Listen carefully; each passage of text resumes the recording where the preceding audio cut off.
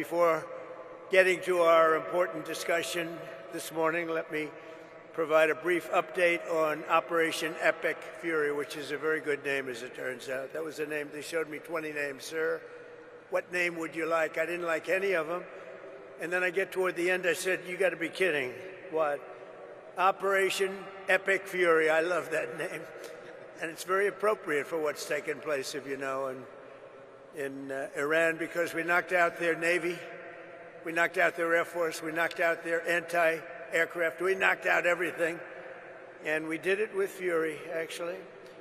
As I announced earlier, based on preliminary conversations between the United States and Iran over the past 2 days, I've directed the Department of War to temporarily postpone planned strikes against major energy and electricity targets in Iran. They have very, very big, new, actually, and very expensive, billions of dollars it costs to build them. One missile, one of our powerful ones, and it comes down to the ground like it was made out of dust.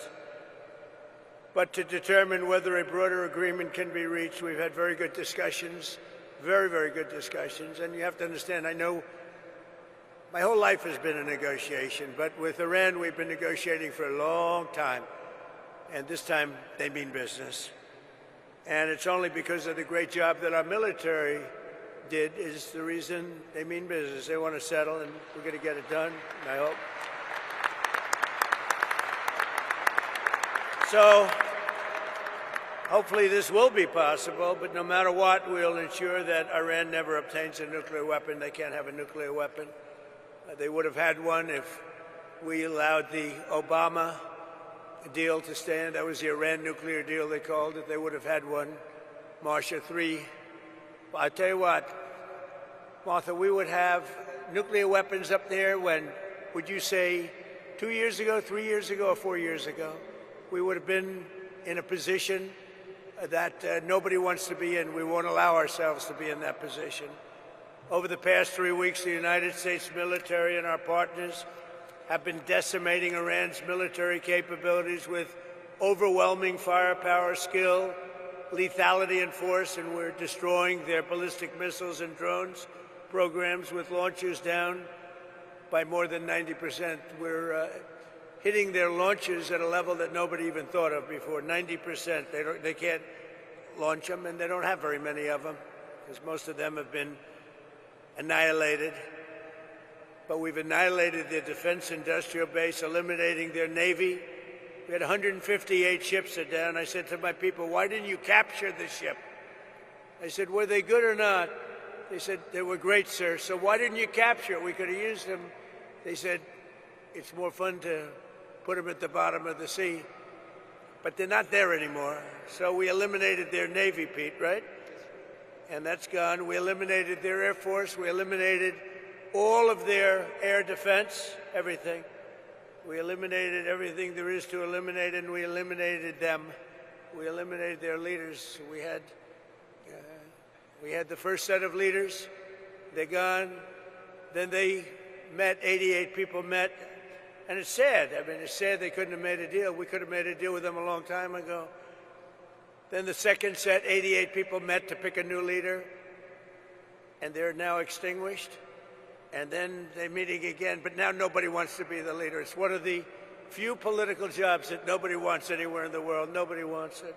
It's a very dangerous job. My job is dangerous too, but their job is worse. In other words, we're systematically dismantling the regime's ability to threaten America. They're not threatening us anymore. As Commander-in-Chief, it's my sacred responsibility to protect our country from all threats. For decades, Iran refused every opportunity to renounce its nuclear ambitions, and in recent months, its own negotiators bragged to our representatives about having enough material to make nuclear weapons. And that was supposed to deter me, but it didn't deter. It made me more anxious, and it just made it much more important. This mission that we're all on together was much more important, and we did it quicker. Iran's missile capabilities were also growing so fast that it would soon have become virtually impossible to stop them. Once they have a missile, once they have what they were building was incredible. And you got a little glimpse of it by the fact that when they came out, they started shooting all of their neighbors. Their neighbors weren't fighting with them. They were getting along okay with their neighbors. And I was surprised. Everybody was surprised. And it actually worked in reverse because their neighbors then turned against them. Now Iran has one more opportunity to end its threats to America and her allies, and we hope they take it. Either way, America and the entire world will soon be much safer and will be a much more secure planet. In addition to all of this, we're working on so many different things. You know, our economy was fantastic. We had a Dow at 50,000. They say it couldn't happen in 4 years. It wouldn't happen during my term. But if I got anywhere close, it would be a great success. Well, in my first year, we hit 50,000. And with the S&P, they said, even more difficult. They said it would be impossible to hit 7,000 on the S&P. And we hit that in our first term. And then, unfortunately, I called Pete, I called General Kane, I called a lot of our great people. We have great people. And I said, let's talk. We got a problem in the Middle East. We have a country known as Iran that for 47 years has been just a purveyor of terror, and they're very close to having a nuclear weapon.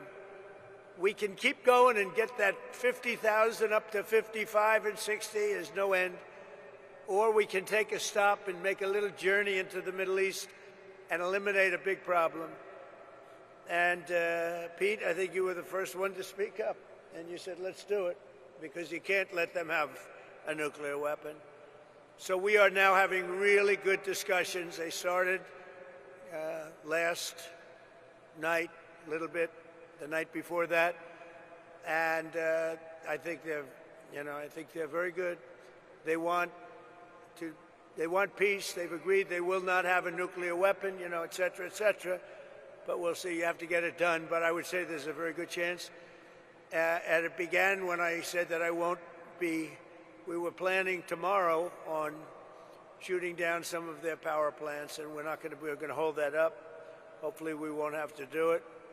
And hopefully we can make a deal that's good for all of us, including the Middle Eastern allies that have been very good to us, including Israel, that's been a great partner in this fight. They've really been a good partner in the fight. They fought hard. But we'll see what happens. I think there's a very good chance we're going to end up in a deal. And so we're giving it 5 days, and then we're going to see where that takes us. And I would say at the end of this period, I think it could very well end up being a very good deal for everybody, as good as if we went all the way and just literally annihilated the place, which if we don't have to do that, that would be a good thing, not a bad thing.